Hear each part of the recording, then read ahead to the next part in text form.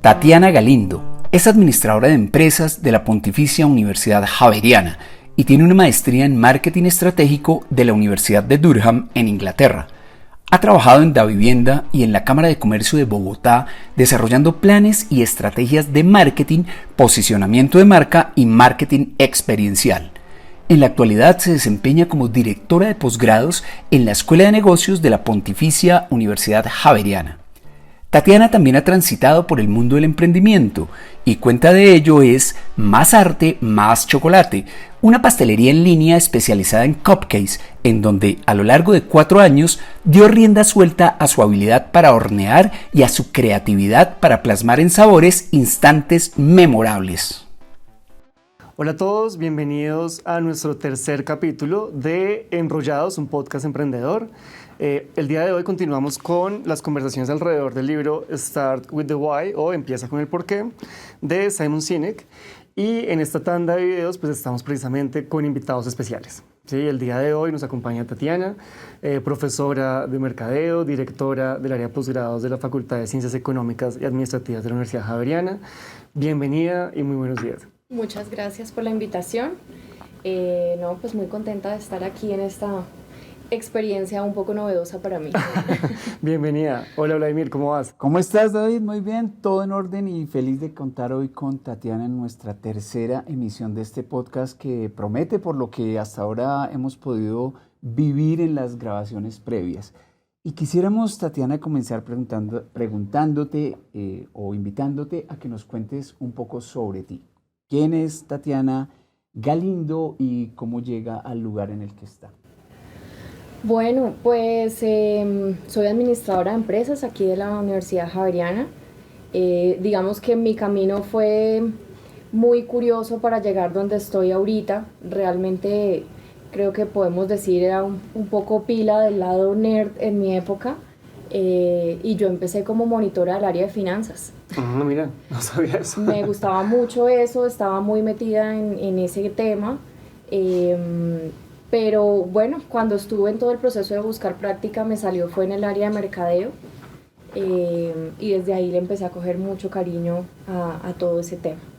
Y ya luego cuando me gradúo empiezo a trabajar en Davivienda, en el área de mercadeo y publicidad. Me enamoro mucho más de todo eso y eso es también lo que me lleva un poco a hacer mi maestría. Hice una maestría en marketing estratégico en Inglaterra. Y allá tuve la oportunidad de trabajar un año larguito en una empresa que hacía contenido de marketing, que en esa época, estamos hablando del 2013, pues eso estaba como apenas creciendo, claro, ¿no? Entonces aprendí mucho con ellos y creo que definitivamente eso fue lo que para mí fue el detonante para empezar a hacer muchas otras cosas. En mi maestría, digamos que uno podía coger distintos enfoques, y yo me fui por todo el tema de comportamiento del consumidor, marketing experiencial, analizando muchos temas de psicología, aprendí mucho de esa área que también era nueva para mí.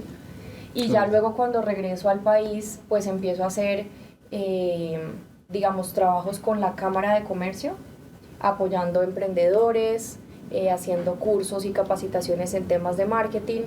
Y surge también la opción con la universidad de seguir con la cátedra y bueno, en este momento llevo 13 años trabajando con la universidad, dicto clase en temas de mercadeo, en pregrado, a veces en posgrado o en diplomados y estoy hace 3 años y medio como directora de los posgrados de administración. Digamos que esa es como mi faceta formal, sí, hasta donde he venido. Pero creo que como todos pues tengo mis experiencias por fuera de otras cosas. Puedo decir que fui emprendedora en alguna época justo terminando la universidad. A mí siempre me ha gustado y lo sigo haciendo todos los temas de pastelería, de cocina. Me hice mi buen curso de cocina en la Mariana Moreno. Y bueno, ¿Y en la pandemia eso se debió notar mucho o no? Claro, bastante. Se aprovechó. No, muchísimo. De hecho, mi esposo estuvo a punto de ponerme el colchón en la cocina porque él decía que mucha gente aprendió a cocinar o lo perfeccionó o lo llevó a otro nivel en pandemia. Sí, es muy cierto. Y es curioso porque yo aprendí a lavar, pero nivel Dios, ¿sí? Los trastos. Sí, yo soy su chef en mi casa. Ya. No, iba a mencionar que es curioso que cuando te presentan a Tatiana, te dicen, oiga, no, charlate con Tatiana, es como, no, la experta en mercadeo, como la directora de posgrados, tal. Y después uno charla con ella y es como esa faceta también emprendedora, es muy interesante. Y que es como la que de pronto nadie conoce, ¿no? Como que, y de dónde sale eso, y la pasión, y el tema. ¿Cómo te fue en esa experiencia emprendedora? Bien, aprendí mucho, creo que como a todos o a muchos emprendedores les ocurre en el comienzo, quería hacer todo yo. No solo por temas financieros, sino por manejar y por tener el control. No. Era una empresa de pastelería y bueno, todo muy artesanal en mi casa con el horno de mi mamá. Yo queriendo hacer todo. Ajá. En algún momento le pagué algunas horas adicionales a la persona que teníamos ahí en la casa de mi mamá que nos ayudaba. Y bueno, viví esa experiencia casi un año. Me acuerdo inclusive que uno de los retos más grandes me contrataron para un quinceañero y tenía que hacer 150 cupcakes en un horno de casa. Eso te iba a decir, sí, tu horno tenía lo que se necesitaba. De verdad puedo decir que ese horno de Challenger funciona. Puedo dar fe que funciona muy bien y sí, fue un reto enorme para mí. Además me tocó sacar información de diseño y de arquitectura porque diseñé una estructura piramidal que soportara los cupcakes, entonces era todo el tema de que no se cayeran, la mandé a hacer, en fin. Entonces sí pasé por ahí, evidentemente ya cuando se empieza a juntar con los temas de práctica y de hacer otras cosas, pues me di cuenta que no podía hacerlo. Lo empecé soltando poquito a poco, haciendo cositas los fines de semana, pero llegó un punto en donde con el dolor de mi corazón y con toda la inversión que había hecho porque me había comprado la super batidora, los super moldes, todo, dije vamos a pararlo con la esperanza de que algún día lo pueda retomar. Okay. Está ahí, no se ha perdido. Sí, no se ha perdido, inclusive con mi mamá hemos hablado mucho de un sueño y es abrir como un café donde podamos ofrecer postres, un sitio para sentarse, muy bonito. Claro, hoy en día hay muchas opciones, mucha oferta, pero bueno, ese es como mi sueño allí. No sé si frustrado, esperemos que no, pero mi sueño allí que quisiera cumplir algún día. Oye, qué chévere. Y no, bienvenida a toda esa experiencia. Precisamente algo que hablamos con Vladimir y que nos interesa mucho de este espacio es pues hablar de libros, ¿sí? Pero también de esto cómo se puede aplicar en esas pasiones de emprendimiento, de innovación. Pregunta, ¿el libro lo conocías? Este libro, nuestro protagonista de estos capítulos que estamos hablando, ¿lo tenías en mente? ¿Lo habías visto? ¿Lo has leído? No. Mira que curiosamente no lo había leído, pero sí había visto los videos de él. Ya. Los videos de él sí en algún momento se me cruzaron y por eso lo referenciaba. Claro. Es muy famoso a nivel de video, ¿no? De conferencias, de charlas. Y en ese sentido, pues, ¿cómo ha sido tu primera impresión frente a los conceptos que él plantea, frente a este tema de iniciar con el porqué o explorar iniciativas desde el porqué? ¿Cuál es tu primera impresión sobre eso?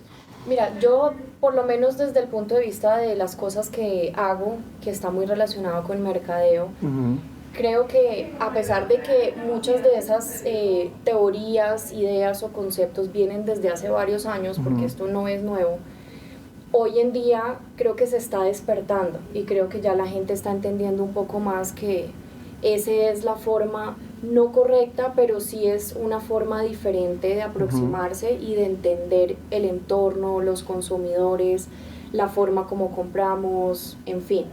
Un poco, claro, aquí yo estoy en el sector de servicios, si lo queremos ver desde esa perspectiva, pero cuando hablamos de mercados que son tan competidos, de alguna forma generar esos diferenciales o que ese valor agregado sea percibido se vuelve muy complejo, ¿sí?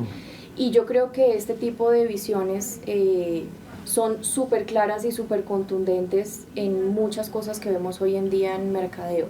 Y no se trata solamente de marcas súper románticas o marcas súper profundas o Coca-Cola con los osos en la época de Navidad, no es eso. Porque con marcas sencillas también se puede lograr el mismo objetivo. Pero yo creo que es entender, y un poco lo que a veces también le digo a mis estudiantes, uno se para hoy en día en el supermercado y para comprar un champú eso es un arcoíris. Y yo les garantizo que si uno coge 2 o 3 marcas y las voltea, por detrás los ingredientes son igualitos. Estamos comprando, son conceptos de marcas, ideas, posicionamientos que la gente los ve diferente, pero en últimas de eso se trata, yo creo que también el reto hoy en día que tienen las marcas, de encontrar su propósito y de saber qué es lo que venden más allá de un tarro de champú. Claro. Oye, Tatiana, digamos, autor, Simon Sinek, nos dice, todo parte de un porqué, que no es un momento determinado, sino es un proceso de descubrimiento. Y hablando de liderazgo. Entonces, el autor dice, hay unas personas que las siguen de forma increíble las masas, y cuando él hace su estudio, pues encuentra que es que lo que esa persona, ese líder tiene como por qué, también está presente en las masas que lo siguen. Entonces, llevando eso a mercadeo, y hablo un poquito como de mi caso particular, y pensando en el ejemplo que nos acabas de mencionar de las marcas, de los champús, claro, puede que todos sean iguales. Tú los miras y son exactamente lo mismo, supongamos. Pero cuando miramos las marcas, pues unas marcas a mí como consumidor me dicen algo y otras me dicen otra cosa, ¿cierto? Y en mi caso, digamos, yo tengo un sentido por el medio ambiente muy profundo. Entonces, las marcas que a mí me gustan son aquellas que de una u otra forma expresan su preocupación por el medio ambiente. Y mi decisión de compra está finalmente determinada por esa alineación entre el porqué de esa marca y mi porqué, en particular en relación con el medio ambiente. ¿Sí? ¿Crees que eso funcione? ¿Que hay marcas que tienen esa magia? Como que la comunidad que crean logra alinearse porque hay un porqué allí que es común a las dos, tanto a la marca como tal, como a quienes consumen esa marca. Totalmente. Y miren que ahí en la parte de champús, y eso se une con otros tipos de productos, pasa lo del concepto de belleza. Cuando yo vendo un champú o un acondicionador o una crema para peinar, no es solo un tema de limpiar el pelo. Claro. En últimas, las marcas que sí se han puesto a la tarea de ver ese tema del propósito, están vendiendo todo lo que está detrás de la belleza, inclusive de la autoestima, de cómo me veo yo, cómo me siento, qué es lo que quiero, qué es lo que no quiero, ¿no? Hoy en día se han empezado a romper mucho como esos paradigmas y esos ideales de belleza, y creo que una de las marcas en donde yo he visto ese proceso muy claro, que pasaron de ser súper utilitaristas, es la marca, inclusive se anclaban mucho del tema, tenemos un cuarto de crema humectante, ese era nuestro diferencial, voltearon completamente la torta, y hoy en día Dove es una de esas marcas que vela por el propósito de belleza, pero real. Sí. Y la aceptación, ¿no? Exacto. Entonces mira que empiezan a apelar no solo al tema de ¿quieres tu piel más humectada? No. Es tu belleza, no importa si eres de color, si tienes manchas, tenemos todos los productos, tienen su segmento. Siempre vas a encontrar algo para ti, pero se apalancan en el concepto de belleza real, no tenemos que ser perfectos. Entonces yo creo que definitivamente sí hay muchas marcas en distintos sectores que lo están haciendo y que se están dando cuenta de ello, y a la final ni siquiera tienen que casi esforzarse por vender el jabón, sino es solo impulsar su concepto, su ideal, su propósito, y los productos van saliendo. Y creo que fortalecer esa conexión, ¿no? Claro. Porque es que, si mal no estoy, esa primera publicidad de Dove, que fue con 5 o 6 mujeres reales, ¿no? Que veía uno en el metro de Nueva York, por ejemplo, que creo que recuerdo que fue como las primeras donde se exhibieron. Eran mujeres muy normales, de tallas, de toda la variedad que existe. Yo siento que eso tuvo que crear una conexión poderosísima. Que las mujeres dijeron, pues sí, es que esa soy yo, ¿no? Eso fue hace varios años, no sé, 20 años. Porque hoy cuando uno ve, por ejemplo, reinados de belleza, ese concepto está presente. ¿Sí? Ya hay mujeres, lo llaman como técnicamente de talla grande. Pero la verdad es que un poco lo que se quiere vender es aquí caben todas, porque también el mercado cambió, también el público cambió, las personas son conscientes de lo valiosas que son por su esencia y quieren que las marcas les valoren eso, ¿no?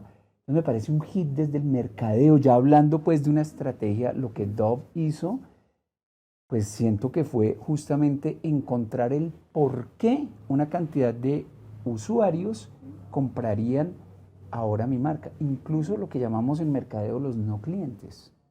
Claro, Porque si antes había un estándar allí finito, ¿cierto? Un público determinado y de pronto ampliamos el panorama, pues una cantidad de mujeres que no consumían los productos aparecieron y eso es una cosa supremamente poderosa, ¿no? Claro. Y en ese sentido siento que ese porqué está presente, está ahí. Que muchas personas se alinean con lo que la marca dice, se sienten identificadas, se sienten cómodas e incluso el precio deja de ser un determinante. Claro. Total, sí, nada que ver. De hecho, algo muy interesante y lo mencionaste y es algo que menciona también el autor.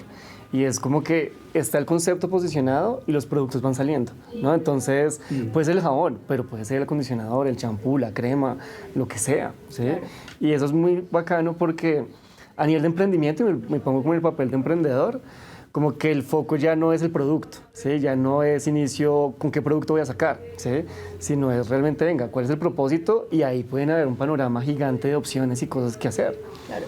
Entonces es algo pues, chévere que lo mencionaste y casa muy bien con el libro. Sí, sí. Yo creo que a la final, si uno lo piensa desde el punto de vista de emprendedor, es quizás un esfuerzo mayor al comienzo, claro, pero que vale la pena en el mediano y en el largo plazo, porque ya después fijar un precio, mostrar las características o los atributos de un producto lo puedes hacer, pero el resto del ejercicio es un poco más suave, más llevadero. Claro. Y no te desgastas cada vez en cada lanzamiento o en cada esfuerzo de mostrar una nueva variación del producto. Sí. Y la venta no va a depender de eso, no va a ser el diferencial. Exacto. Es otra cosa. Sí, de acuerdo. El precio deja de ser lo más importante y yo creo que eso pasa hoy en día con muchas causas, ¿no? El tema de la belleza real, el tema del medio ambiente. Hay gente que está dispuesta a sacrificar y pagar un poco más por acceder a esas marcas. Así eso implique un sacrificio en otro sentido, no puedo comprar X o Y, se balancea, no significa que es que la gente que tiene más plata accede a esas marcas, sino que tú balanceas y empiezas a darle prioridad a eso. Sí, sí, de acuerdo. Y hay una pregunta conectando un poquito con lo que hablábamos ahorita, porque quiero preguntar ya digamos a nivel de mercadeo, ¿sí? Ya digamos que estamos diciendo, listo, el por qué ese propósito vale la pena posicionarlo y que sea como el foco. ¿Qué tan fácil o qué estrategias pues, o has visto o podrías, digamos, mencionar para que eso se cumpla? O sea, como para que realmente uno pueda posicionar un concepto más que pronto el producto específico. ¿Qué tan fácil es lograr eso? Mira, de las cosas que yo aprendí, y esto viene muy derivado obviamente de toda la investigación que yo hice durante mi maestría y cuando llegué aquí a Colombia un poco ver, claro, todo ocurre primero afuera que acá, ¿no? Entonces uno ve poco a poco cómo va llegando todo acá. Pero de todo lo que me tocó investigar y estudiar a mí en temas de psicología, uno de los temas que más me marcaron, digamos, es todo lo que tiene que ver con personalidad de marca. Entonces, a la final es comprender que las marcas de alguna forma tienen rasgos humanos y que la forma como tú generas conexión entre personas y marcas, porque a la final la marca es un logo, es un eslogan, es un dibujo, pero la forma como vuelves eso vivo es porque le asocias rasgos humanos, ¿sí? Entonces hay marcas que son más masculinas, son más femeninas, son más infantiles, son más estructuradas y serias, pero cuando uno hace ese análisis por detrás de las marcas, ya sea antes de su lanzamiento o una marca que ya está establecida y hacerle todo el barrido, ahí es donde tú te das cuenta, ok, estos colores, qué tipo de asociación generan, qué tipo de mensaje. Yo debo hablar de mi marca tuteando, debo hablar de una manera mucho más formal, debo ser mucho más relajado en el tipo de contenido que manejo. Entonces digamos que todo es una bola de nieve que me va llevando a la forma como yo ejecuto la estrategia. Si yo identifico claramente qué soy, qué quiero ser, y una parte muy importante de ese proceso, eso lo hemos hecho con algunos emprendedores, es mirar cómo te ves tú y cómo te ve la gente. Porque a veces yo digo, no, mi marca es súper arriesgada, aventurera, y uno le pregunta a la gente y es súper plana. Sí, no te están viendo así. Entonces hay que primero hacer una fase de diagnóstico, de entender muy bien cómo te ven afuera, qué tan unido eso está con lo que tú tienes en tu mente, y ya de ahí empezar a establecer esos rasgos y esas características que hacen esa marca humana. Porque a la final ese propósito y ese porqué, pues es eso, es realmente los sentimientos, las emociones, lo que más mueve a la gente, lo que realmente trasciende, ¿no? un jabón hace espuma y de pronto yo compro un detergente muy bueno porque hace bastante espuma, eso es muy utilitario y es muy de la función básica. Pero más allá de eso, entonces cuido el planeta, no se mandan tantos químicos y elementos a las aguas y es trascender, es ir más allá del efecto inmediato que tiene esa compra o ese consumo y a la larga tratar de imprimirle eso a la marca en todos los elementos que tiene una marca, elementos gráficos, textos, diálogos, la forma como se comunica, exactamente. Entonces, yo creo que es más por ahí y comprender un poco que las marcas terminan siendo personas, es un reflejo de ese segmento o de ese consumidor que yo estoy intentando atacar o que estoy intentando llegar. Ok, súper. Hay una buena cantidad de atributos de marca, ¿cierto? Pero cuando un emprendedor, los emprendedores ni siquiera le dan importancia a eso. No, muchas veces iniciamos así, como va saliendo. No, o sea, puede ser tu historia, puede ser mi historia, eso es, haga un par de rayas. Familiar, sí, cercano, entonces, sí. pues, Uno no le para bolas a eso. Pero digamos que hay como unas características tradicionales, ¿cierto? Las tradicionales, el color, el tipo de letra, en fin, la construcción, digamos, visual de una marca. Claro, que debería ser coherente con el propósito, con este porqué que estamos buscando. Pero luego escuchándote me doy cuenta que hay una cantidad de dimensiones que no son tangibles, pero sí son muy poderosas y que un emprendedor yo creo que también debería tener en cuenta. Por ejemplo, ¿mi marca representa una alineación coherente con el medio ambiente? ¿Cuántos emprendedores se preguntan eso? ¿Mi marca tiene un aporte social? Más allá del uso que le van a dar, mi marca de una u otra forma impacta a la sociedad. ¿Qué hay del empleo que genero a través de esta marca? Hay un impacto social allí. ¿Qué hay de la intención que tengo, por ejemplo, con el tipo de personas que contrato? Alguna vez conocí una iniciativa divina y en su totalidad está integrada por excombatientes de los paramilitares. Okay. Y uno, pucha, eso es demasiado poderoso, ¿sí?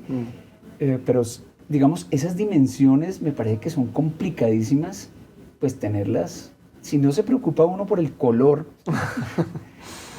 pero al final van a tener mucho peso, ¿no?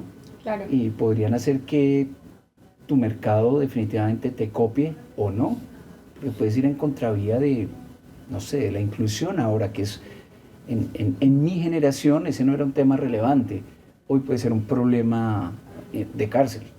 ¿Sí? Si no tienes en cuenta la dimensión de la inclusión, ¿cierto? Sí, total. ¿Cómo ves esto de las dimensiones que van más allá de los meros atributos de la marca?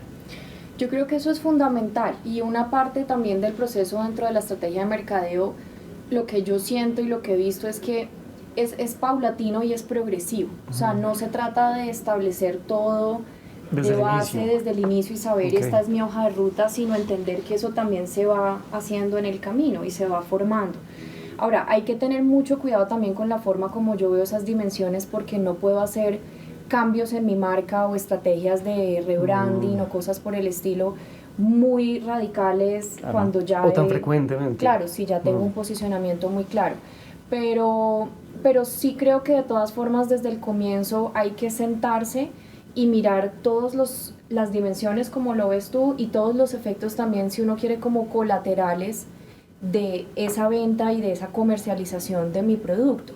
No se trata de volver romántico el tema y tampoco es que si yo vendo, no sé, chicles, entonces esto no me pega. No, claro que te pega, porque es que un poco lo que dice Vladimir, a la final cuando tú eres un emprendedor, cuando tienes una empresa, cuando no es solo el producto, es la forma como haces las cosas, la forma como contratas, los tipos de empleados que tienes, si tienes algún producto con, no sé, algunos ingredientes especiales, el manejo de desechos, de residuos, donde tengo mi planta, si voy a generar algún esquema de reciclaje o de, no sé, el manejo del producto cuando ya está vacío. O sea, siempre hay elementos para pensar. Siempre todas las dimensiones, algunas con más peso que otras van a estar presentes, pero siempre es muy bueno hacer esa valoración desde el inicio. Claro, y si uno piensa en la marca, como mencionabas ahorita, como desde esa parte humana, ¿no? Pues el horizonte también se amplía un montón, porque entonces ya no es solamente las características del producto, es también con qué valores me quiero pues relacionar o cómo quiero que me identifiquen. Me pasa ahorita algo un poco similar, no tan profundo como lo que acaban de mencionar, pero estoy en proceso de compra de moto, por ejemplo. ¿Sí? Ajá. Y... A mí me vienen 3 letras. No hay otra, en motos. Porque tienen una presencia muy fuerte en Colombia, ¿no? Pero dale. Entonces, y uno se pone a revisar el mercado de motos y qué se ofrece. Y pues bueno, hay unas motos muy posicionadas en Colombia que pues uno ve y tienen muy buenas prestaciones en ciertos sentidos, pueden tener, no sé, qué frenos ABS, que el control específico de velocidad, de tableros, de un montón de cosas.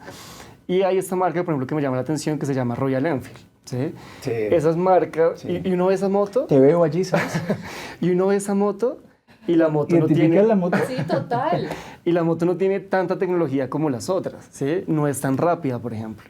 No tiene un motor muy amplio ni demás. Pero es como la característica un poco humana de disfrutar el paseo y una visión un poco más clásica, más relajada, como algo un poco más, sí, como en ese ambiente de ir tranquilo, ¿sí? Entonces, ahí como que las características del producto ya no es lo que uno revisa, ¿sí? Ya no es, tiene el tema de velocidad o de freno que tiene la otra moto, no. ¿Sí? Es como cuál va a ser el aspecto y cuál va a ser también la forma de disfrutar ese camino. Entonces, un poco De pronto estamos hablando ya de la experiencia de usuario. puede ser, sí. ¿No? Porque fíjate que en esta marca específica que mencionas hay una comunidad. Ese es otro punto. Y eso es una cosa que a mí me llama tanto la atención. Y bueno, te decía que si los has visto, porque son todos cachetosos. Van como, de una u otra forma, como que eso me raya cuando pienso en Harley Davidson. Claro. ¿Sí? O en AKT, Ajá. que es la que me viene a la mente Sí, sí. porque tiene demasiada presencia acá. Un montón. Pero esta marca, pues tiene una comunidad,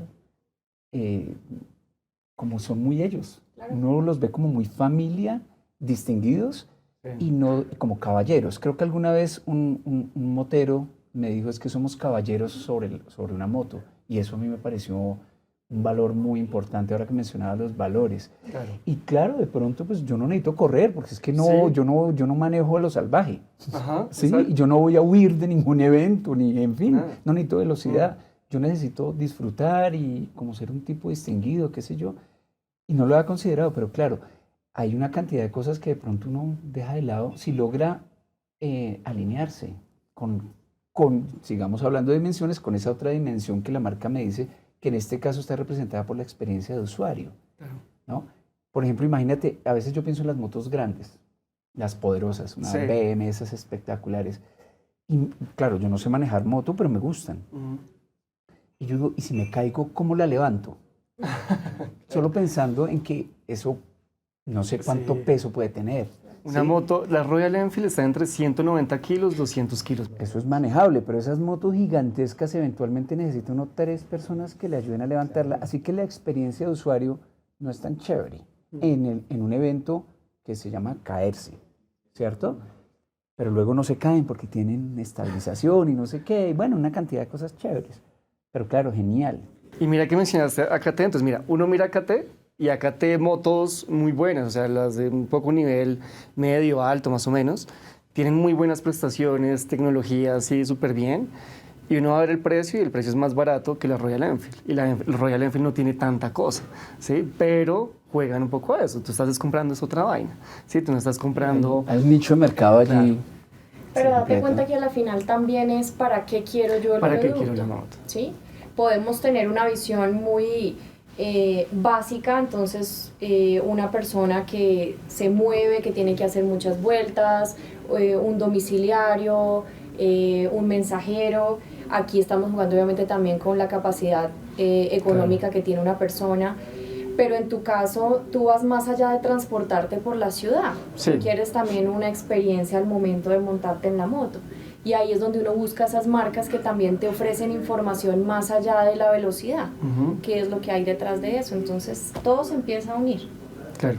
Tatiana, y quería preguntarte un poquito, y mencionando el tema de comunidad, porque también se menciona en el libro un montón, y ahorita lo dijiste un poco a nivel de psicología, ¿no? Como cuál es la psicología un poco detrás de una compra o de adquirir una marca, un producto, etcétera.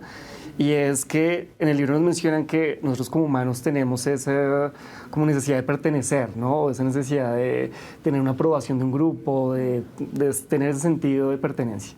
Y uno lo ve ahorita en el caso que dijimos, claro, uno ve Royal Enfield y te sacan los eventos para la comunidad, ¿no? Y venga y reúnase, y vamos a tal lado, y vamos a tal otro. Y eso se empieza también a movilizar mucho el efecto de quiero eso, ¿no? Quiero pertenecer a esa familia de moteros o lo que sea. ¿Qué tan fácil y a nivel, digamos, de estrategia de mercadeo puede ser fortalecer ese tipo de dinámicas de comunidad alrededor de un producto, de un servicio? ¿Qué puede hacer un emprendedor si quiere empezar a movilizar un poco este sentido de comunidad? ¿Qué podría hacer a nivel de mercadeo, de publicidad? ¿Cómo lo ves? Mira, yo creo que lo más importante ahí es también pensar en no forzar las cosas. Ok. ¿Sí? Claro. Porque no necesariamente el sentido de comunidad se genera tan fuerte en todas las marcas o en todos los tipos de productos. Ok. ¿Sí?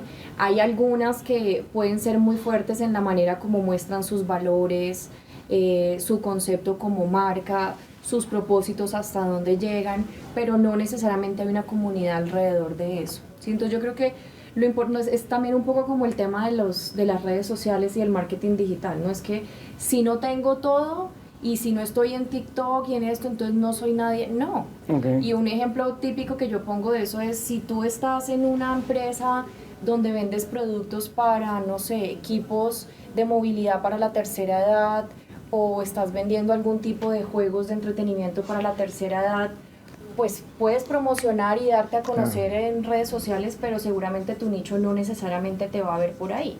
Entonces no se trata de hacer siempre lo que está de moda o lo que los grandes hacen o lo que se supone que hay que hacer, sino entender muy bien a tu consumidor. Yo creo que hay que arrancar por ahí. Si la gente lo ve, digamos, ese concepto de comunidad, lo ve desde otras marcas, desde otros productos, compra productos que tienen ese concepto de unidad, seguramente será más sencillo para ellos empezar a hacerlo con otra marca. No. Pero Okay. si mi nicho de mercado, si mi consumidor nunca ha comprado Apple, por ejemplo, no tiene una moto de una marca de estas o no tiene productos que generen ese aspecto de comunidad, me toca arrancar de cero con ellos. Y es más difícil hacer ese proceso. Claro, si hablamos con un perfil que es más joven o con un segmento que es mucho más senior, más mayor, eso también te puede Afectar. ayudar o exacto, te puede afectar. Pero yo creo que inicialmente todo parte también de la forma como tú comunicas eso a través de la estrategia de comunicación que decidas. Okay. ¿Sí? No es ven y vuélvete miembro de, porque ahí volvemos a forzar, volvemos a insinuar y volvemos a dar como una guía muy fuerte de ven y lo haces. Y creo que esas comunidades no se crean así. Todos los consumidores de Apple no es que te hayan dado el ficho para entrar a... No, es que lo diga Vladimir, que es... hago parte de esa religión. Claro, es que es eso, tú te vas volviendo parte y es algo muy, muy intangible. Inclusive podemos tener personas, tú puedes tener una opinión de esa marca y de esos productos y otra persona lo puede tener diferente, pero la noción de... Pero en este caso solo vale la del fanático. Ok, perfecto, pero claro que sí, al final yo creo que es más un elemento de cómo vas mostrando la marca, cómo muestras en tu estrategia de comunicación y sobre todo cómo eres de alguna forma relevante pero también consistente con el mensaje, ¿sí? Okay.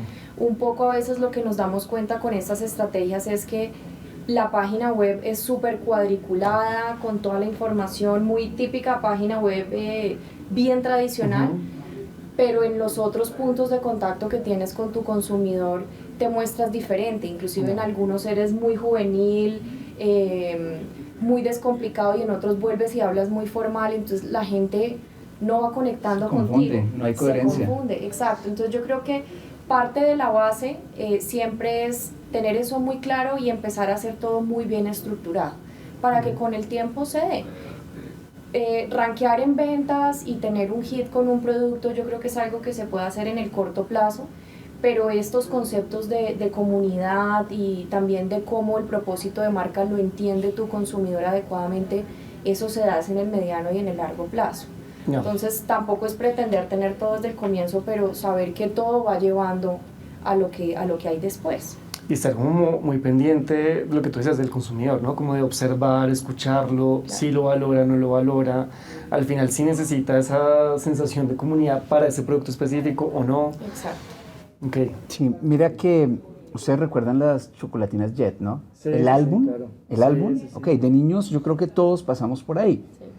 Yo nunca llegué a llenar uno de esos, pero sé que si uno lo llenaba le daban un balón o una cosa así. Sí, ¿Sí? había Ok, como unos ok. premios. Lo cierto es que crecimos con eso y el álbum, digamos, mi hijo tiene 14 años y mi hijo alcanzó a llenar unos 3 álbumes de esos. ¿Listo? Okay. Le gustaban no le gustaba comer el dulce, sino le gustaba coleccionar los, llamémosle caramelos. Sí, los stickers. Los stickers, ajá. Y esta gente de Chocolatinas Jet se inventó el álbum virtual. Y claro, pues yo me muevo en la tecnología, yo dije, la rompieron, reventaron esta vaina. Jamás en mi vida he conocido un usuario diferente de mí que tenga álbum virtual. Y uno puede canjear caramelitos y toda la cosa, pero creo que allí la escogencia del canal no funcionó, ¿sabes? Porque tiene una magia el pegar, el tener el papel y tal, y de pronto, y al final uno se ve con alguien, se ve con los amigos, se intercambia la cosa. Cuando me quitan el face to face, el calor humano, y lo puedo hacer arrastrando el mouse, muchas cosas cambian. Y creo que por eso el único que está allí de mis amigos, pues soy yo. ¿Sí? Es difícil de todas formas crear la comunidad. Hay que darse, se tienen que dar una serie de elementos afines a todos, eso sí como orquestados por la marca, pero no necesariamente que lo planees implica que lo vayas a hacer bien, también debe haber un proceso orgánico, ¿no? Sí. Y es muy subjetivo, ¿no? Por eso También. cada quien tiene su visión y su forma de manejarlo, de decir, de volverse embajador de la marca. Entonces, no es un manual, tú como consumidor te comportas así, no, es algo que también va fluyendo entre los mismos consumidores y no se puede controlar. Claro, y un poquito, ahorita lo que mencionaba es, claro, si estás observando, si estás viendo qué es lo que está haciendo, qué es lo que está pasando con el consumidor, con tu cliente, eventualmente vas a poder fortalecer eso que se está dando de forma orgánica, ¿sí? No lo creas, no lo fuerzas, o no lo forzas, pero pues empiezas a ayudar a que si se está dando, oiga, ¿cómo puedo fortalecerlo y cómo puedo soportarlo un poco más? De acuerdo. Ok, súper. Bueno, y a nivel, digamos, y lo ato un poquito con el tema que hablamos ahorita de pensamiento crítico, ¿sí? ¿Qué le podrías de pronto como crítica o como de pronto algo que no te cuadre muy bien con lo que nos plantea Simon en el libro o en los conceptos de iniciar con el porqué o cuáles pueden ser de pronto posibles barreras o dificultades para montar una marca alrededor de ese porqué? ¿Qué podrías tú evaluar ahí? Pensando un poco en el ejercicio que yo he hecho y sobre todo en la época que yo estuve con los emprendedores en la Cámara de Comercio, nunca se me va a olvidar un señor que llegó una vez y él era el dueño de una orquesta. Y la típica orquesta que lo contrataban y tenía su marca hace 30 años. Okay. Claro, tú veías el logo y ya de base tú sabías que ahí había que meterle mano, pero era también su concepto de ver las cosas, ¿no? Yeah. Él estaba en el tiempo estancado en los años 90 y no se trata tampoco de tener que volver a todo el mundo o a los emprendedores expertos en absolutamente todo, porque yo sé que hay muchas cosas que van avanzando, pero lo que siempre he pensado es que no es suficiente la parte creativa para empezar a tener pequeños logros.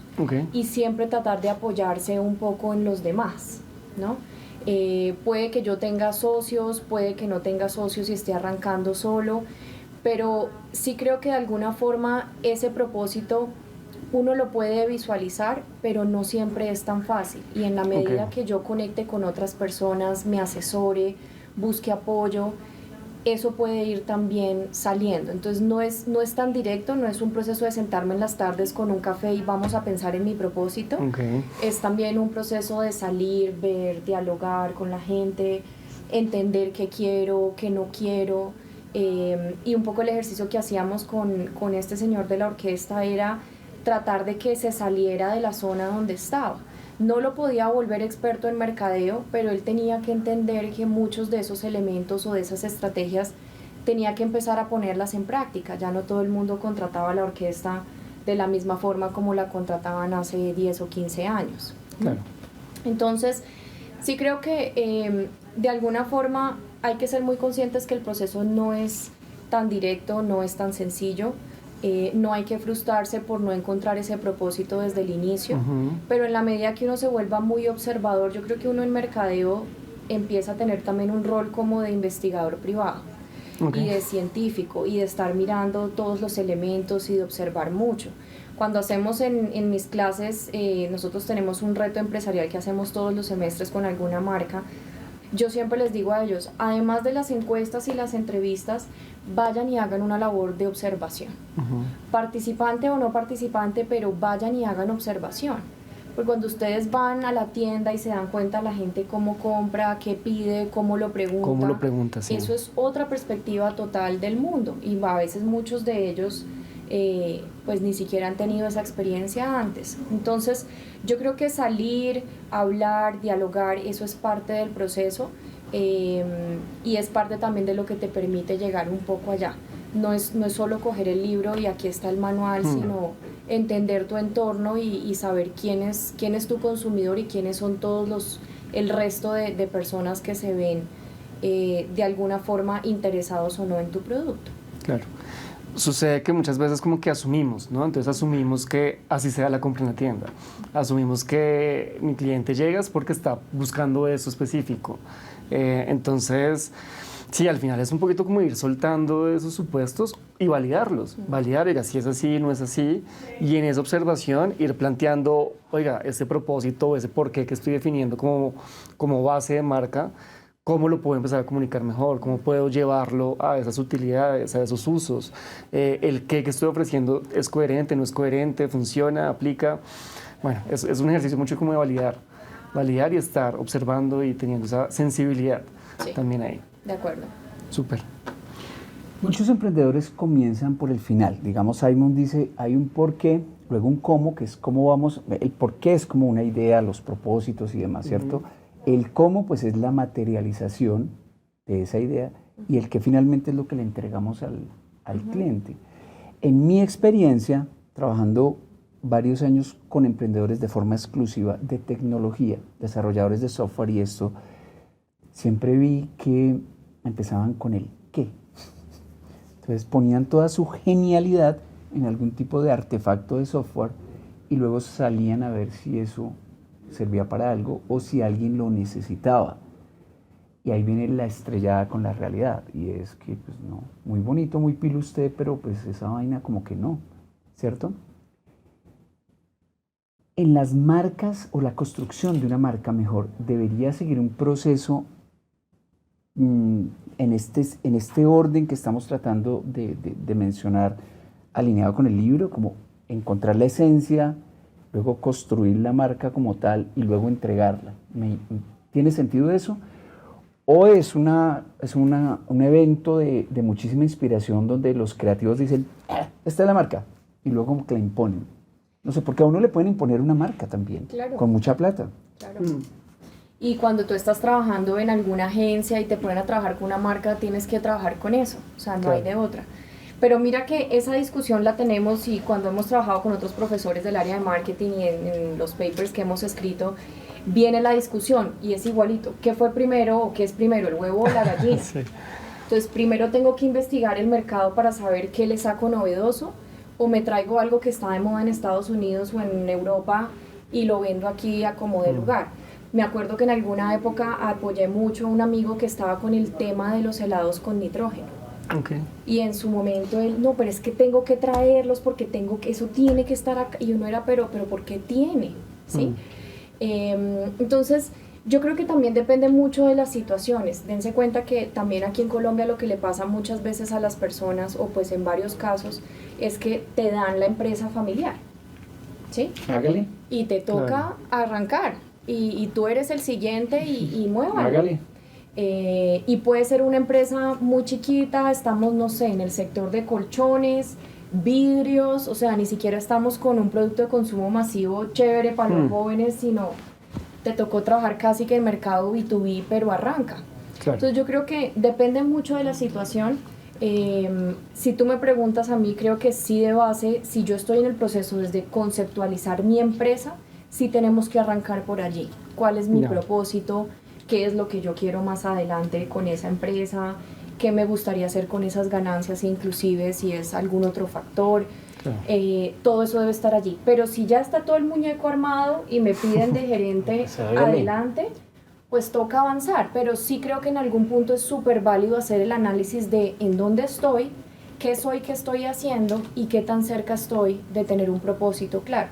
Creo que es igualmente válido y uno puede retomar en el tiempo las cosas e irlas llevando un poco hacia allá y poder ser muy exitoso. Entonces, puede ser el huevo, puede ser la gallina, como uno lo quiera ver. Lo importante es saber qué tengo para trabajar y qué quiero, digamos, en el mediano y en el largo plazo con ese objetivo. ¿Hay algún tip o algún tipo, no sé, que tú digas como, oiga, le aconsejo esto? Porque es sacar esos porque no son tan fáciles, ¿sí? Y uno va a hablar con el consumidor y pues surgen las cosas obvias o las típicas. ¿Uno cómo logra sacarle esa información que realmente es importante, que es valiosa, entender ese por qué? ¿Tienes algún tip, algún ejercicio, alguna actividad que de pronto recomiendas que uno diga, oiga, haga esto con ellos y no pregunte, sino observe? O bueno, no sé. ¿Tienes algún tip o consejo de ese estilo? Lo que siempre yo trato, sí hay algunos talleres que uno podría mirar con más detalle, pero creo que un elemento allí clave siempre es irnos más allá del momento de consumo que tiene ese producto, traer cosas del pasado y mirar cosas del futuro. Entonces, ¿desde hace cuánto consumes ese champú? ¿Por qué empezaste a comprar? Con jabones nos pasa. No, yo uso Fab. ¿Y por qué no? Porque pues mi mamá siempre echaba Fab en la casa. Y empieza uno, yo empecé a usar este champú porque era el que mi abuelita me daba desde chiquita y me olía esto y me trae recuerdos. Entonces, tratar uno como de activar esos elementos emocionales que hay en el pasado o inclusive del futuro. Entonces, no, quiero ser, claro. Entonces, no, tengo que verme papacito porque estoy en búsqueda de mi novia y entonces quiero ser tal cosa y lo llevas al futuro. Entonces, creo que si intenta uno hacer preguntas de distintos tipos, llevando al pasado y llevando al futuro, eso te ayuda a sacar información que no es tan directa y que inclusive en una encuesta jamás la vas a obtener. Claro, es que no es tan fácil. Sí, no es tan fácil. Por eso lo preguntaba. Igual con la práctica uno va cogiendo también el tiro y se va fluyendo, digamos, el tipo o cualquier cosa, se acercan acá y le preguntan a Tatiana que nos puede ayudar. Ok, súper, muy bien. Bueno, no sé, Vladimir, ¿tienes alguna otra pregunta específica? Vamos llegando al final de nuestro capítulo de hoy y ha sido muy enriquecedor. Muchas gracias por compartir todo tu conocimiento, todo tu talento y sobre todo pues para nuestra audiencia emprendedora. Ya para cerrar, ¿qué libro les recomendarías? No sé, en términos de cómo construir la marca o por dónde empezar o cómo inspirarme para una marca, no sé. O un libro que tú digas, oiga, esto lo tienen que leer, así sean emprendedores o no, algo de vida, un libro que tú digas, oiga, lo recomiendo. Mira, yo creo que más allá de recomendar un libro en temas de marketing, hoy en día hay muchas cosas, hay muchas opciones, inclusive yo diría que hay podcasts mucho más poderosos que los propios libros. Ya hay cosas muy Esperamos llegar a ese nivel. Ya hay de emprendimiento. Claro, porque es que de verdad yo le encuentro mucho valor a esto porque uno tiene muchos tiempos muertos. A veces yo inclusive en las noches durmiendo a mi hija es 1 hora y yo hago la cuenta. Ya últimamente yo me pongo los audífonos mientras ella se duerme y me oigo un podcast. Entonces creo que en ese tipo de cosas hay mucha más información relevante, actual, que en los propios libros. Yo creo que en mercadeo pasa algo y obviamente yo estoy en esa área y uno no debería hablar como mal de sus propias cosas, pero hay demasiado gurú y demasiado youtuber, como le digo yo, que montan muchos videos, que saca el librito, la guía de no sé qué y realmente pues es muy experiencial, pero no es algo que yo creo que uno deba recomendar así como tan abiertamente. Creo que más bien desde el punto de vista de formarlo a uno como emprendedor o como con visión de emprendedor, un libro que yo me leí en casi terminando pandemia y es viejo, porque entiendo que es viejo, el libro de los 4 acuerdos. Creo que es un libro que a mí me marcó mucho y que si uno lo ve, a la final no es tanto un tema personal, es un tema que también te ayuda a trabajar en tu entorno laboral, en tu vida de pareja, en tu vida familiar, y que si uno lo mira desde ese plano, todas esas dimensiones también afectan tu forma de trabajar y tu emprendimiento, tu visión de negocio, tu ejecutar las cosas. Por ejemplo, uno de los 4 acuerdos: no tomes las cosas de forma personal. Claro. Eso te afecta mucho siendo emprendedor, arrancando en la primera etapa. Cuando te va mal, tropiezas y pisas la piedra. Cuando te dicen algo... El primer cliente te dice que no. Exacto. Entonces... Los primeros 20. Creo que ese libro es muy bueno porque no es temas de mercadeo, es más de vida, pero definitivamente creo que ayuda mucho para ese perfil de personas que hemos estado hablando hoy. Ahí está, Los 4 acuerdos de Miguel Ruiz. Sí, tiene sus añitos y está muy bien rankeado ese libro, así que uno más para nuestra colección. Total. Lo tendremos en cuenta también para nuestras lecturas y análisis en este podcast. Tatiana, muchas gracias. No, muchas gracias a ustedes. Yo realmente, más allá de ser una experta, creo que en estos temas uno aprende todos los días. Seguramente a mí me faltarán muchas más cosas por seguir aprendiendo. Pero muy contenta de poder ayudar en algo a alguien que nos oiga, que nos vea y que definitivamente, así sea un granito de arena, impulse de forma positiva algo que esté haciendo.